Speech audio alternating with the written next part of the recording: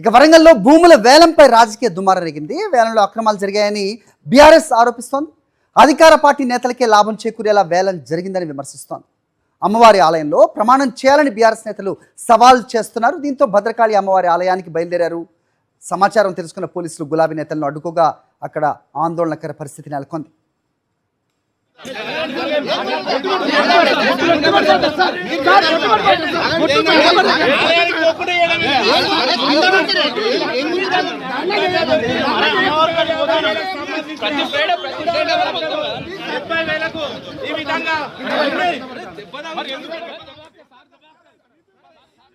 Right, చూస్తున్నాం తెలంగాణలో సవాళ్ల పర్వం కొనసాగుతున్న పరిస్థితి. సై అంటే సై అంటూ సవాళ్లకు దిగుతున్నారు అధికార ప్రతిపక్ష నేతలు. ప్రస్తుతం వరంగల్లో భూముల వేలంపై రాజకీయ దుమారం రేగింది.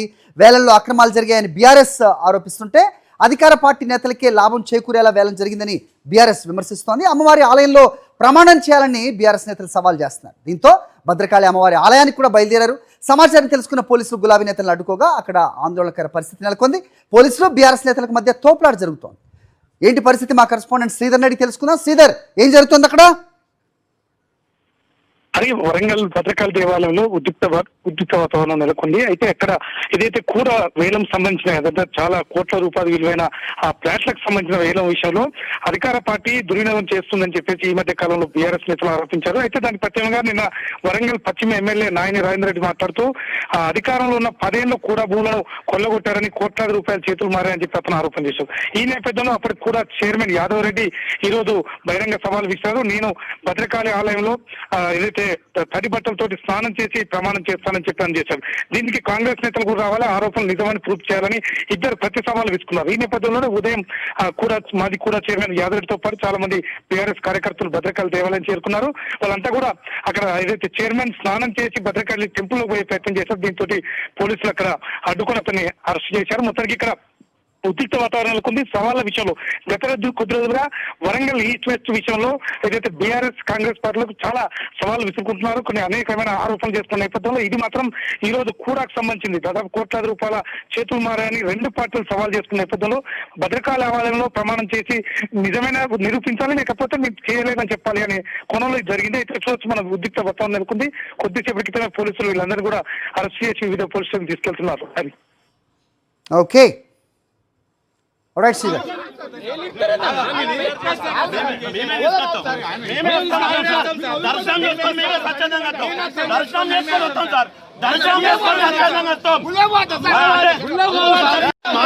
చైర్మన్ గారు అమ్మవారి దగ్గరికి తడి బట్టలతో వస్తున్నాడు. ఈ చాతగాని కూడా చైర్మన్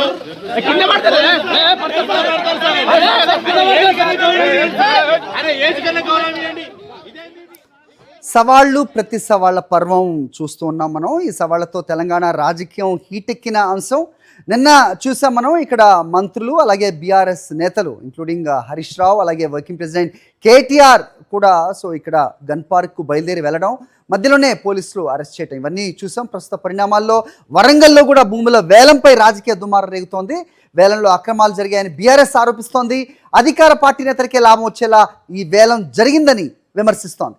అమ్మవారి ఆలయంలో ప్రమాణం చేయాలంటూ బీఆర్ఎస్ నేతలు సవాల్ చేస్తున్నారు. దీంతో భద్రకాళి అమ్మవారి ఆలయానికి బయలుదేరారు. సమాచారం తెలుసుకున్న పోలీసులు గులాబీ నేతలను అడ్డుకోగా అక్కడ ఒకంత ఆందోళనకర సిచ్యువేషన్. పోలీసులు బీఆర్ఎస్ నేతలకు మధ్య తోపులాట జరిగింది. ఈ చాతగాని కూడా చైర్మన్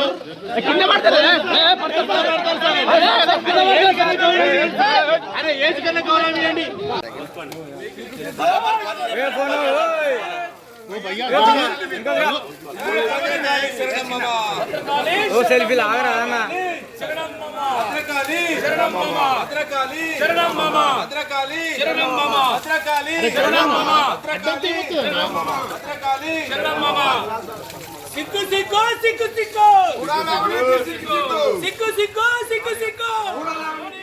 చూస్తున్నాం వరంగల్ భూములపై రాజకీయ దుమారం రేగిన సిచ్యువేషన్ చూస్తున్నాం.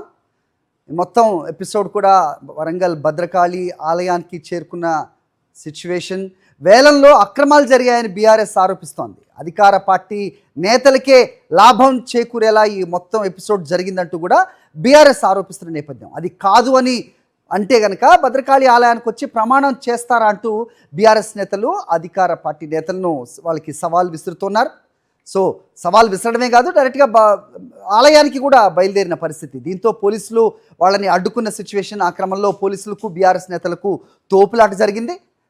విజువల్స్లో చూస్తున్నాం, ఒకంత ఆందోళనకర పరిస్థితి అక్కడ కనిపిస్తోంది. మరి అధికార పార్టీ నాయకులు ఎవరైనా అక్కడికి బయలుదేరారా లేదంటే పోలీసుల్ని ఫస్ట్ అక్కడికి పంపారా అనేది ఇంకా తెలియాల్సింది. మొత్తానికైతే బీఆర్ఎస్ నేతలు విసిరిన సవాల్ని కాంగ్రెస్ నేతలు స్వీకరించారా లేదా అనేది తేలాలి. అయితే పోలీసులు మాత్రం మధ్యలోనే వారిని అడ్డుకుని వారిని తిరిగి పంపే ప్రయత్నం చేశారు. ఆ క్రమంలో ఇరువురి మధ్య ఇటు పోలీసులు బీఆర్ఎస్ నేతల మధ్య వాగ్వాదం, తోపులాట చోటు చేసుకుంది. సిక్కు సిక్కు సిక్కు సిక్కు సిక్కు సిక్కు సిక్కు సిక్కు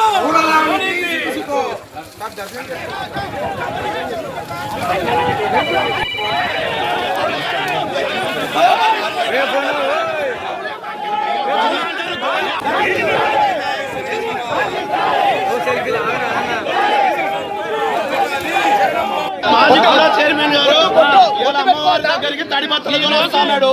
ఈ చాతగానికి కూడా చైర్మన్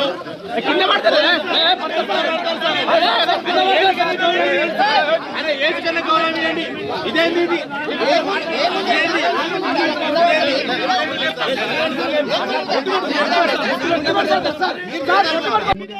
ఇరవై 30 కోట్లు సిగ్గు లేకుండా, లజ్జ లేకుండా దత్తమ్మల్లాగా ఈరోజు వాళ్ళు రాలేదు.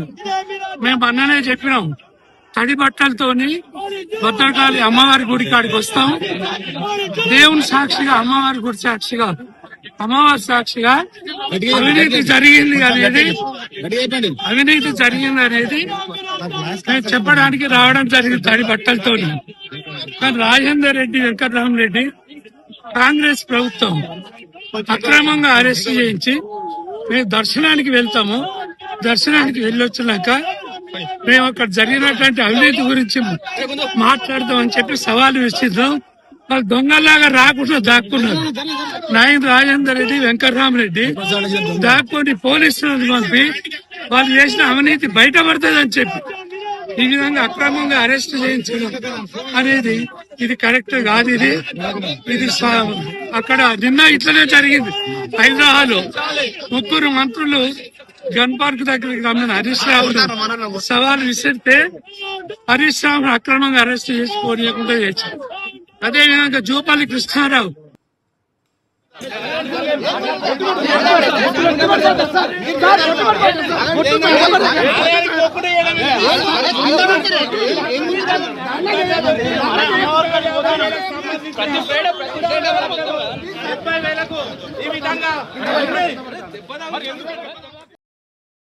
మరిన్ని అప్డేట్స్ కోసం ఛానల్ ను సబ్స్క్రైబ్ చేయండి. నోటిఫికేషన్స్ కోసం బెల్ ఐకాన్ పై క్లిక్ చేయండి.